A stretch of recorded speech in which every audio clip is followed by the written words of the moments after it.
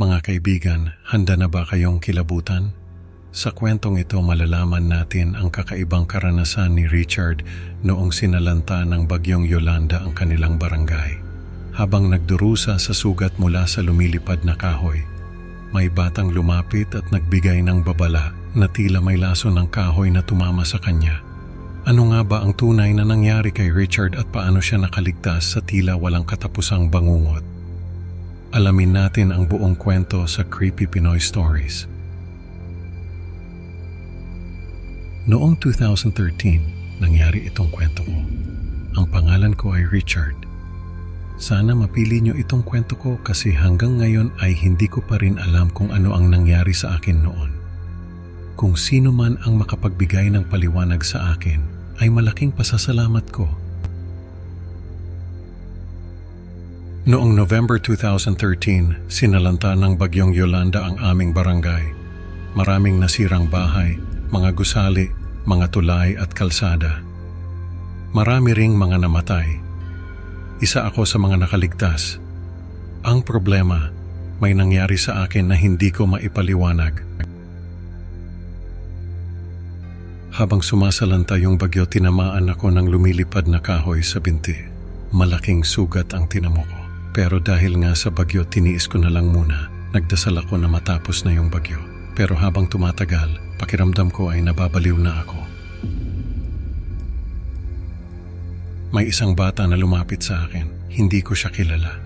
Tinanong niya ako kung nasaktan daw ba ako. Sabi ko, oo. Tinuro ko yung sugat ko sa binti. Sabi niya, baka raw may lason yung kahoy na tumama sa akin. Kaya raw siguro nababaliw na ako. Tinanong ko siya kung anong ibig niyang sabihin. Sabi niya baka raw kaya nababaliw ako ay dahil sa paulit-ulit na nangyayari sa amin yung bagyo.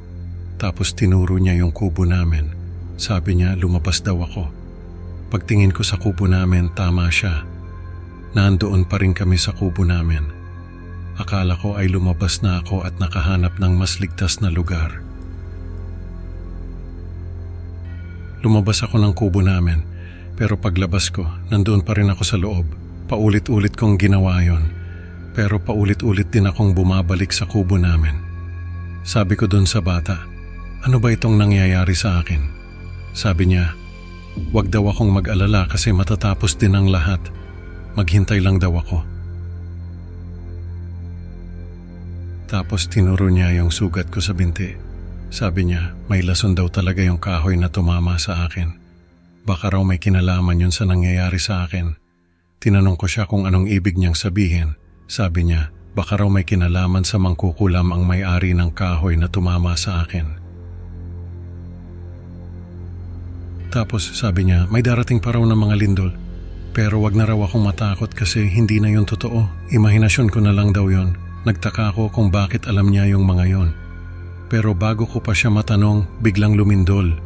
Nagsigawan kami, pero yung bata ay kalmado lang. Sinabi ko sa kanya na lumabas na kami sa kubo. Pero sabi niya, wag na raw. Imahinasyon ko na lang daw yon. Lumindol nga ng lumindol. Pero hindi naman gumalaw yung kubo namin. Tapos, biglang nawala yung bubong ng kubo namin. Pagtingin ko sa paligid, nandoon pa rin kami sa kubo pero wala na itong bubong. Nagtaka ako. Tapos biglang nawala yung mga pader, yung sahig, yung mga gamit. Hanggang sa wala na akong makita, kundi yung bata na nakatayo sa harapan ko. Sabi ko sa kanya, ano ba itong nangyayari? Sabi niya, wag daw akong matakot at maghintay lang. Matatapos din daw ang lahat. Biglang nagbago yung itsura niya. Naging matangkad siya. Yung mukha niya ay naging mukha ng isang halimaw, nakakatakot. Sumigaw ako at napaupo sa lupa. Tapos, nahulog ako sa kawalan. Nawalan ako ng malay. Pagmulat ko ng mga mata ko, nasa evacuation center na ako. Nakahiga ako sa sahig. Sabi nung isang kasama ko, nakatulog daw ako. Ilang oras na raw nawala yung malakas na hangin at ulan. Nakahinga na ako ng maluwag. Tapos, naalala ko yung sinabi ng bata na may mga susunod pang lindol. Pero hindi na raw yun totoo.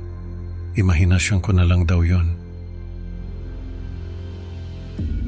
Nagtaka ako kung bakit niya sinabi yon, pero naalala ko rin na nagbago yung itsura niya. Tapos nahulog ako sa kawalan, hindi ko alam kung ano ang nangyari sa akin. Nung nasa evacuation center na kami, may isang opisyal na nagbigay ng ulat sa mga tao. Sabi niya, mahigit 6,000 ang nasawi sa bagyo. Mahigit 1,000 ang missing at mahigit 28,000 ang nasugatan. Pero wala siyang nabanggit tungkol sa mga lindol na naramdaman ko. Wala rin siyang nabanggit tungkol sa mga nawawalang bubong at pader. Doon ko naisip na baka ako lang ang nakaranas ng mga yon. Baka ako lang ang nakakita ng mga yon. Baka nababaliw na ako. Pero yung bata, yung sinabi niya tungkol sa may lason daw yung kahoy na tumama sa akin na baka may kinalaman sa mangkukulam ang may-ari noon. Ibig sabihin, nakaligtas ako sa isang mangkukulam. Pero ano kaya ang ginawa niya sa akin? Sana naman ay wala ng epekto yun sa akin ngayon. Mga kaibigan, natutunan natin na minsan ang mga trahedya ay may mga lihim na dala. Si Richard ay nakaligtas ngunit ang kanyang kwento ay nag-iwan ng maraming tanong. Salamat sa pakikinig. Huwag kalimutang mag-like at subscribe sa Creepy Pinoy Stories para sa mas marami pang nakakakilabot na kwento. Hanggang sa susunod na upload mga kaibigan, tandaan, baka may lason din ang kahoy na tumama sa inyo.